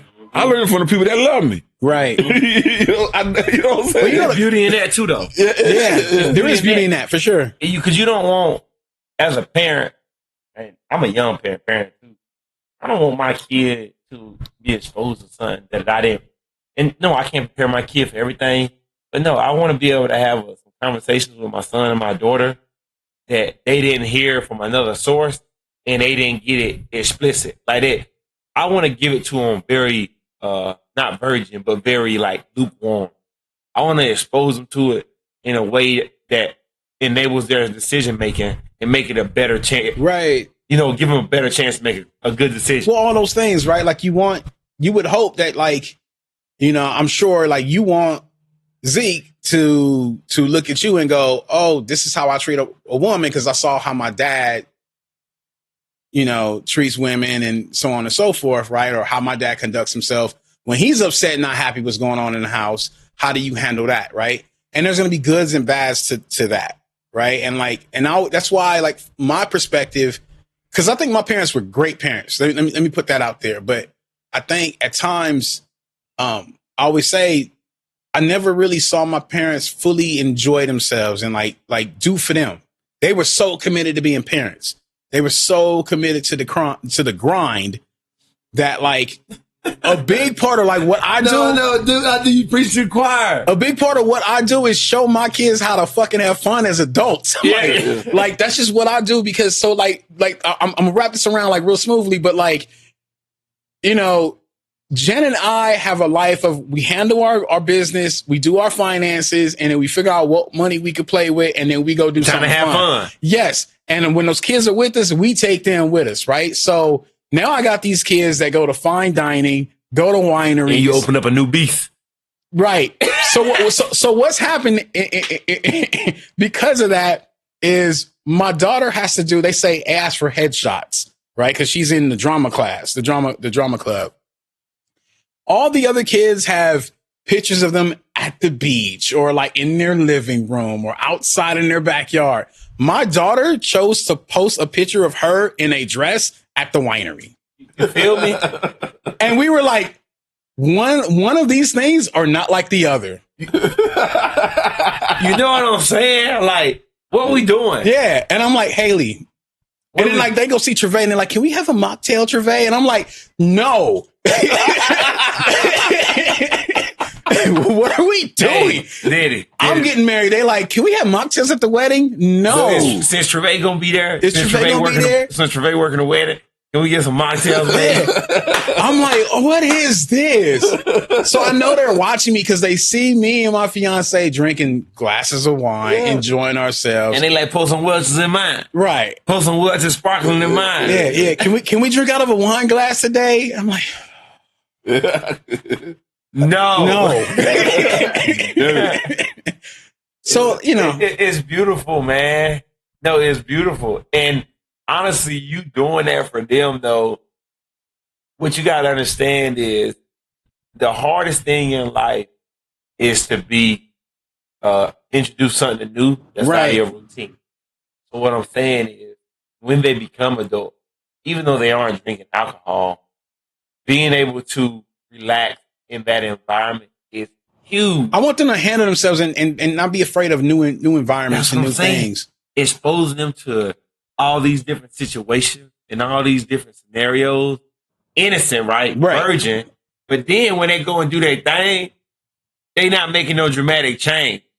Hold on. Y'all confuse me now. Because, y'all confuse me because what is wrong with alcohol? Nothing. Oh, no. I'm not saying that. Is nothing wrong with alcohol. I want them to have a healthy relationship with alcohol. Yeah, so exactly. I want them to see me and how I'm drinking alcohol and be like, oh, daddy don't get drunk like that. He's not driving drunk and reckless. He's not going off at the handle because he, drunk and like cussing up a storm in the house. I'm having my beverage, It is bad for your liver. We all make choices, right? You might eat a sandwich. I might have a little bit of scotch. It's okay. But like, yeah, I agree with that. But, I want them to see that you can do these things on adult levels and be responsible versus like my daughter going off to college in a year and a half, 2 years and being like, oh, alcohol, dad always said no, but everyone's having fun and make these stupid mistakes. Right. So I want them to have positive experiences or not have a complex about just knowing how to enjoy themselves. So I just try to give them these nuggets of like, I just saying like, this is bad. So I don't know. That's just what I'm trying to do. Well, when Travay got his friend pregnant with Zeke, he was still in college.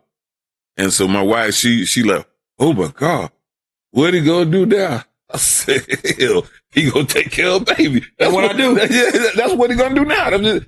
Once you cross over, right? And I knew that though. But I knew that though. My parents raised me with enough sense to know once the deed is done, all that fun you locked in is done with. You might well let that go. Yeah, you punching the clock. Yeah, that's it. I mean, I'm not putting no negative content. I just think it's weird, it's dads out here, man, that, nobody told them that once they have a kid, and I got respect for people that say I'm not ready to have a kid. I got a ton of respect for you. Right. But when you create a new life, You gotta let go of your life to an extent. I'm saying you don't gotta release it. I'm gonna correct you right there because you didn't get told that. You got shown that. 100%. Right? Facts. You got shown that, so you already knew. Like some people not shown. There's no walking out of that. Yeah. Right. I would say what's so comical. You know, my wife and I, what were we like 3 hours from Charleston? Yeah.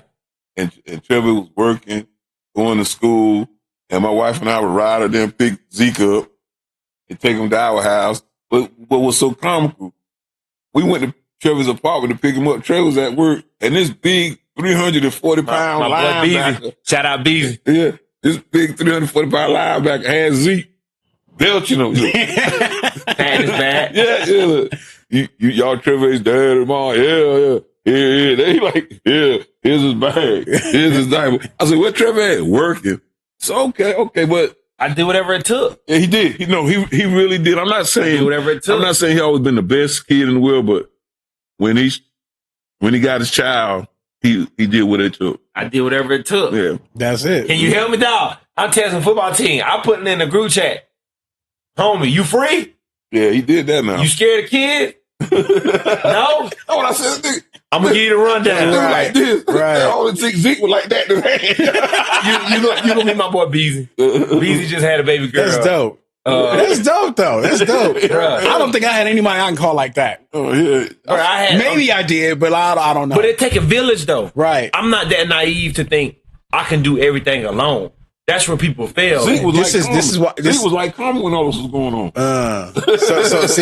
So I'm not that naive. You better than me. I'm not that naive. I locked it down. I was like, if you my boy, yeah, and you say you my boy, well, we about to see if you my boy. Yeah. I clock in at 5. My parents be at 7. You got 2 hours. Can you survive? Can you look out for me? He did it more than once. I'm thinking he got a girl. I'm thinking he got a girl watching the kids. Right. That's what you would think. The homie. Okay, hey man, I'm not mad at that. He's my boy to this day, man. We're gonna get him on pod, but I'm saying, like, I think that honestly, I wasn't thinking about it like that. At the time, I'm like, I need to go to work. I need to make sure my boy's safe. I need to make sure my boy say, I need somebody I trust. Can you look out? It wasn't like this joke. Like, I'm laughing. He did it more than once. Right. No, he did it. Bees used to watch Zeke all the time when I went to work. He did it more than once. Because listen, I was playing football at CSU. I would, if we had a morning game, I would tell him put my schedule. I'm gonna work Saturday night, and I'm gonna work Sunday morning, or at Cracker Barrel. I'm gonna work a double. I was working at Cracker Barrel, and I was bartending at TGI Friday. So I would serve at Cracker Barrel Sunday morning. I would bartend at night. I work a double on Sunday after we play the game on Saturday. If we travel, I would bartend that night, like for traveling games. Right. And that's how I was paying for daycare for Zeke during the week. Cause it was $300 a week for him to go to daycare, and he gonna get paid up to $5. So we were paying about $1,200 a month for daycare. I paid about, and me and Sarah split it. And so what I'm saying is, my tip saved me back then. I would go to work for 2 days. I didn't have no money for the week, but my son was straight. I would boom, boom, boom, and I have a little bit for a formula and some diapers. I had a meal plan at school. And I was in the game. Man. I was in the game. My parents helped me a few times with rent back then in the apartment. You know what I'm saying? They would, but as far as my child, like, they was like, okay, he doing that. We can get him on the back end if he come on short on the rent. And I did. Right. A few times. So where'd you get that from though? What? Like that mindset. My parents. Exactly. For sure. Like I always knew see, the thing is, my parents, mom and dad, they taught us to do everything you can, and then when you completely out of options, we'll throw you the alley-oop. Right. Like but you got to exhaust all your options. We're not your first resort. Yeah. No, we're not. Yeah. For sure. Like, don't just make it a habit of coming to us. Yeah. Make sure you did everything you can do first, and then we'll throw you an alley-oop when you we're good and ready for it. Yeah. And that was it, man. That's just the play you run. And so my message, what I would tell young adult stress, I think nowadays we forgetting how to be stressed out. I think we forgetting, how to handle pressure. Right. I was under immense pressure. But the thing is, you just got to keep working, keep moving, keep thinking. I think, not that I don't think anxiety is completely real. Yeah, it is. Being stressed out is a thing. what I'm saying is we forgot how to live life under that pressure. Like we forgot how to like operate while being stressed out. We forgot how to make a decision. Yeah. Like we get stressed out and we start making decisions. And i.e., you don't go to work, you don't get a job, you don't make sure your kid gets something to eat. Like it starts to compile. My issue, I keep going back to it, is like I don't want to be so locked in that I close the door on other options that'll help me get through that original stress. I think sometimes you lock in so much that you just learn to hustle and that's all you do. Instead of being creative. Or coming up with something that's going to say, okay, right now I got to do this. I got to work this double. I got to do whatever. But that can't be, you can't do that forever. Yeah. Right. And I remember, again, like I got lucky enough that I kept running into people throughout my life that go, you know, random people. I swear to God, like random people will be like, young man, how long you going to get in and out of this truck?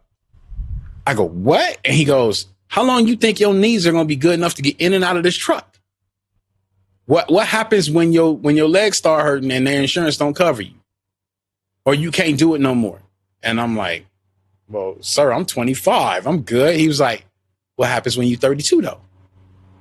And like, it just kept putting these little things in my head. I need to stop just hustling and start finding ways to win, you know? And so I'm a real big proponent to like finding that bigger, you know, like hustle. Cause that's in my bones, right? My mama showed me that. My daddy showed me that. But like to always look for that bigger prize so I don't have to quite do it like that anymore. And that dude, you know what's funny? God always show you that was right on time because it makes you start thinking. It make you start thinking. It makes you start thinking. That's how it is. You was doing your thing. And sometimes he'll throw a curveball right when you're doing your thing. Because let me tell you, man, I was ready to do that forever. I was like, okay, I got this. This is what I do. I'm locked in. It wasn't meant for you. And somebody would walk up to me like, why are you doing all that? You're more talented than that. And I'm like, it wasn't meant for you to do all that. Like, dang. Like, I would get these random people. Like, it would just, I'd be walking out of Albertsons and some guy would be like, hey, let me talk to you. I'm walking in, I'm in my Pepsi outfit because I used to work at Pepsi. You're like, I see you. But I see you. Yeah. Don't do that forever. And I see better. Yeah. You know?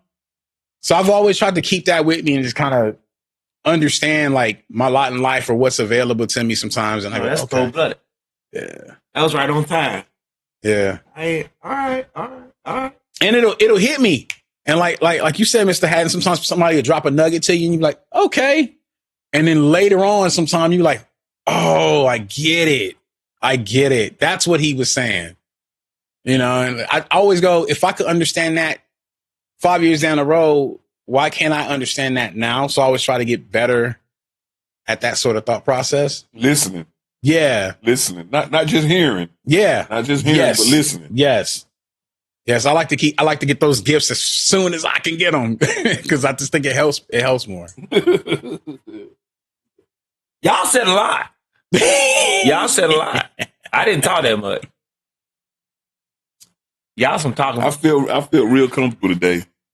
I felt very comfortable around. That's how we talk, though. Yeah, I felt real comfortable. Yeah. This is how we do this cast. Yeah, I might have to replace you with your dad, though. Like, smooth operator. Yeah, you got it, Mr. Hatten. I try to tell you. No, you're right. Smooth operator. And we go on tangent. That's why I knew it was going to mesh.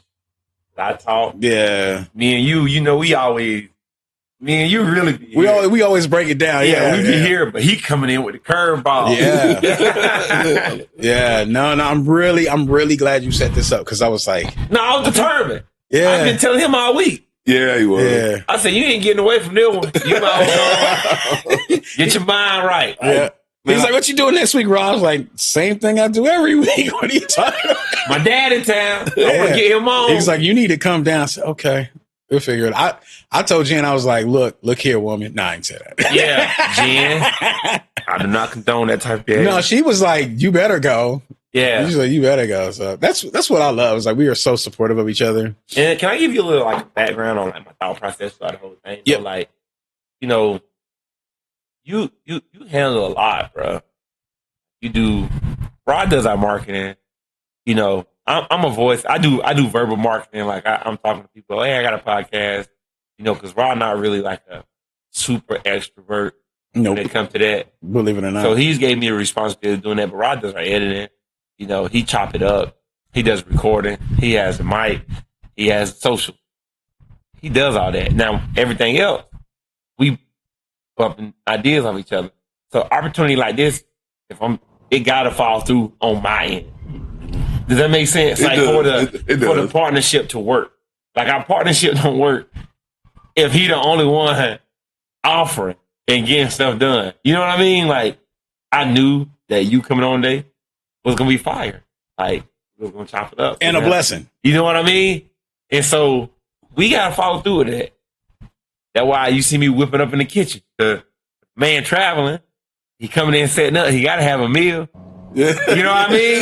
That's just a part of the partnership. He can't not come in the house. I can't expect him to bring out his equipment, bring out all the stuff we use for podcast, and he's starving.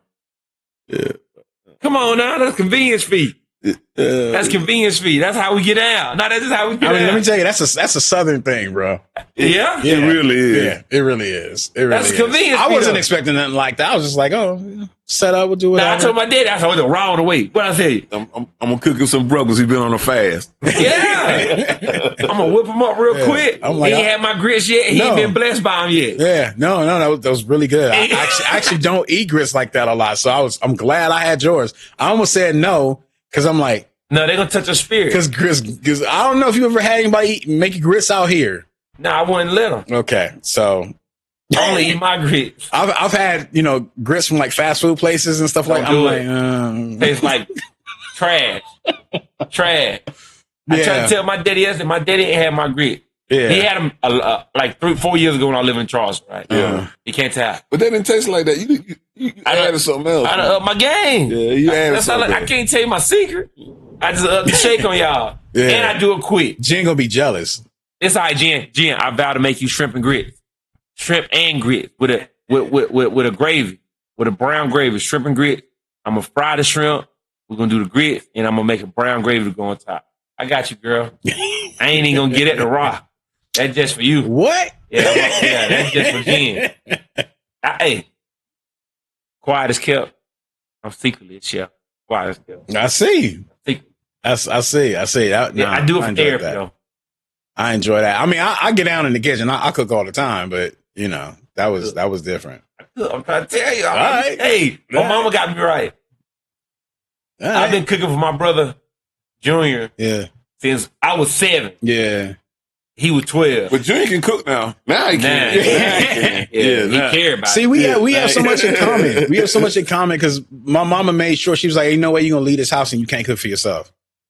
You got a will. She actually told me that. She was like, "Today's woman, they don't know how to cook, so ain't no way you ain't gonna be able to take care of yourself." That was her thing. So I was cooking up a storm by the time I turned 18. I could cook full meals. Okay, now And it kind of carry. you got me interested on that topic. Yeah. Gender roles have changed for the better, I think, because Yeah. women want to work, but I think it's been a hard transition for the men of this generation. But what I like about my relationship is like we don't really we are traditional, but like non-traditional. Like it's like who need to cover what today, and it's just gonna be what it is. Yeah. If she cook, she cook. If That's I cook, how I I think cook. it should be.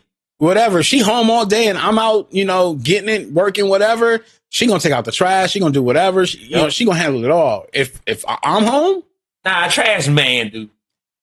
Trash man. now dude. with Jen. No. Just the other day, like where were we going? I think we were going to the winery. And she happened to be like, "Oh, the trash need to go out." And she picked up the bag and she walking down and I'm like, "Oh, here, let me get that babe." She said, "I got it."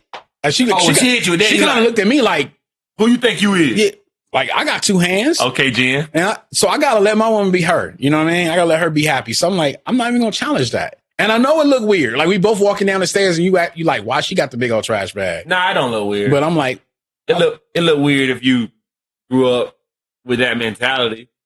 Somebody, I think it was a hard transaction for men in my age, in my time, That's what I'm trying to tell you. because we grew up, the female actually stayed home and took care of the house. mm-hmm. And so all the manly stuff was done. by a man. Right. And we expected when we came home, we expected for food to be cooked, house to be clean, clothes to be ironed, kids to be fed, Neck bone. beds to be made up. And neck bone. Yeah, because we were the sole providers. But now things has changed. Yeah. And Women so, work. yeah, and my wife, she told me that some years ago. She said, hey man, I go to work too. You know, so she said, so all this stuff you're looking for, you got two hands. You know, Yeah. so Yeah. it was a hard Adaptation. yeah, for me. But they still hold it down. My mama cooked, and my dad cut the grass. He got a zero turn. We do all that.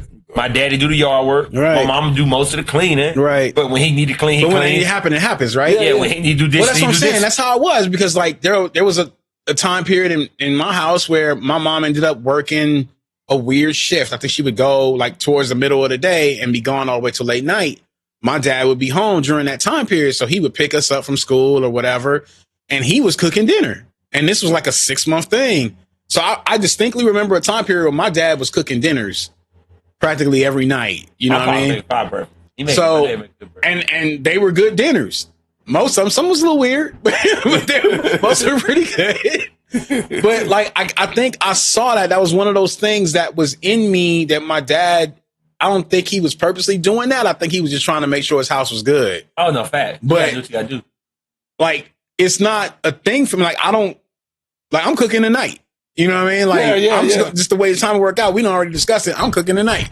So I'm like, what we gonna do? Yeah, but I'm doing wangs. Yeah. My wife said I already got them prepped. They're already in the fridge. Just like Travis, I got the lawnmower out there. So the other day, maybe about 3 weeks ago, it's been raining a lot, you know. So the grass got behind, you know. Okay. So We can't relate in California. Yeah. So the grass got so she said the yard looked bad, and so That's how they tell you. yeah. She said the yard. So I'm thinking.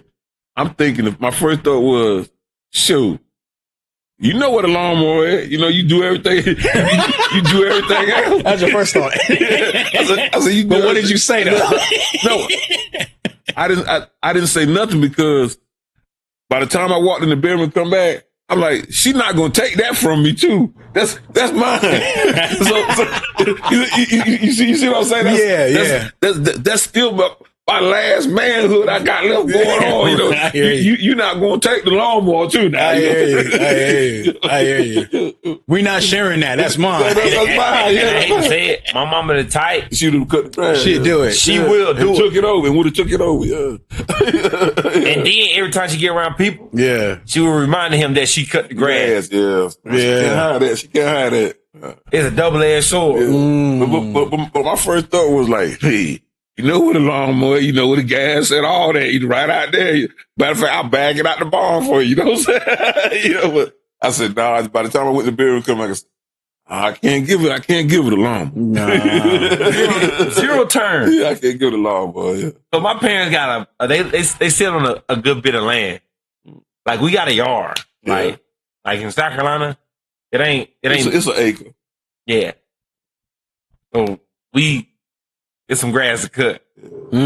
It's some grass to cut. You know what I mean? So Starting out, I used to have Travay and me and we used to push it with a push lawnmower because we didn't have to ride a lawnmower. We would push it. I hate that. Push 22-inch cut.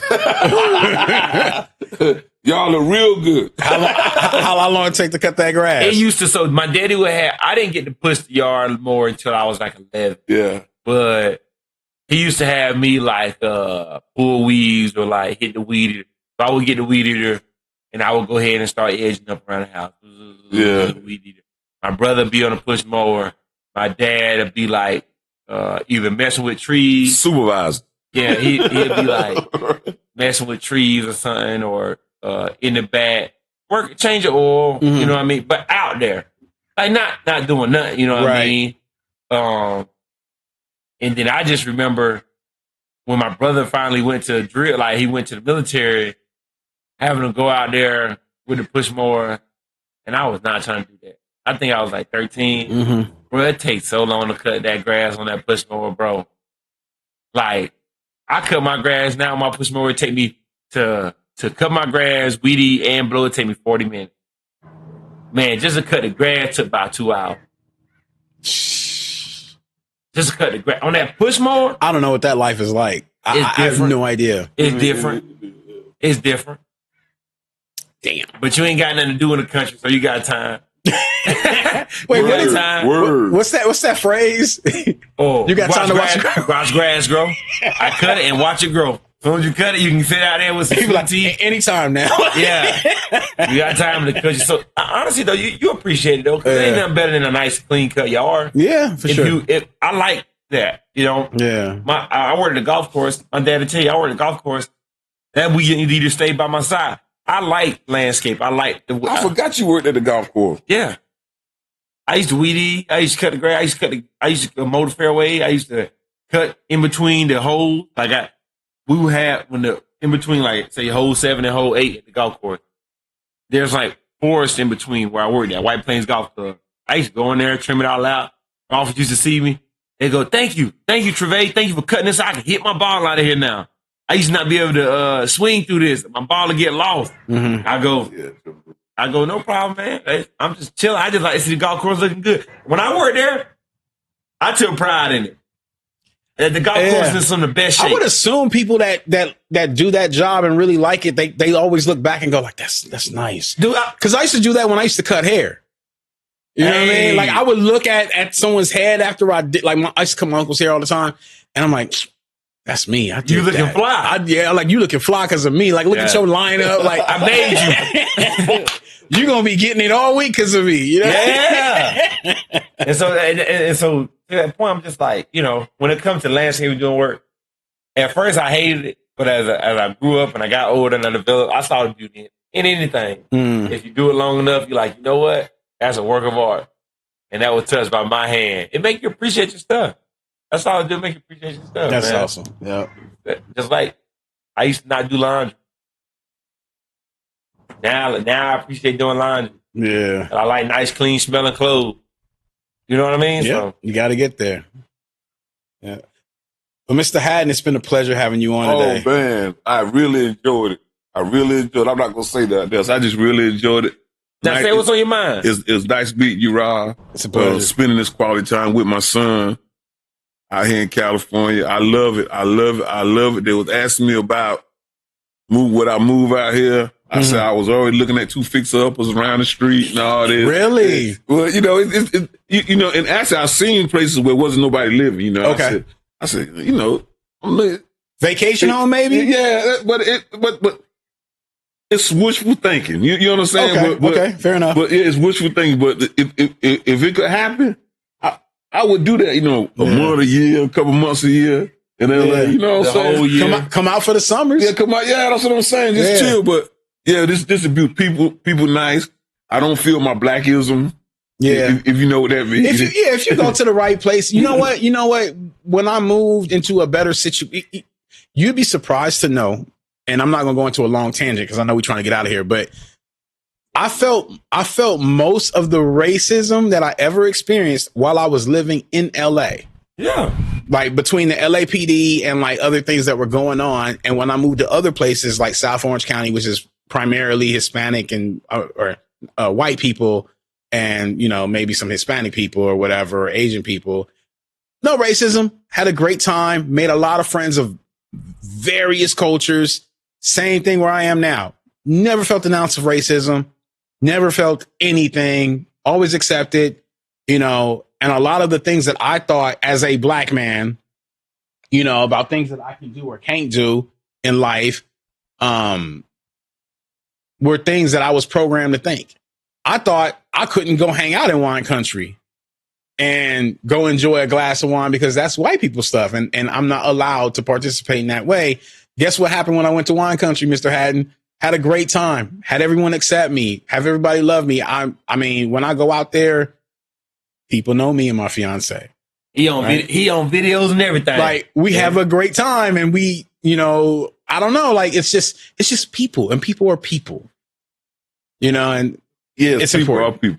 It's important, and I think that's the crux of what we're trying to get to today is, you know, in this conversation. But I mean, I'm so thankful I got to meet you. I'm thankful that we got to have this conversation. I hope it helps somebody, and I mean, I can't wait to do this again. This is gonna be great. Yeah, I blew y'all up, man. Y'all on the map now. I Really? blew y'all up. Yeah, I blew y'all up. Oh man, I love it. Because that's the kind of spirit you got. Blew us up in Page. I bring success to everybody. Well, I appreciate that. Everybody listening over in South Carolina, thank you. In both the Carolinas, really. I don't got nothing. I love my mom and my daddy. Gotta do it. Thank you for listening to another episode of Raising the Bar with Ra and Travay. If you like what you heard, do us a favor and share the podcast with a friend. Don't forget to like and subscribe to the podcast also. New episodes every Wednesday. You can leave us a comment on the episodes where you stream them on Instagram at rtb.podcast or send us a direct email at rtb.podcast25@gmail.com. That's rtb.podcast, the number 25 @gmail.com. See you next week.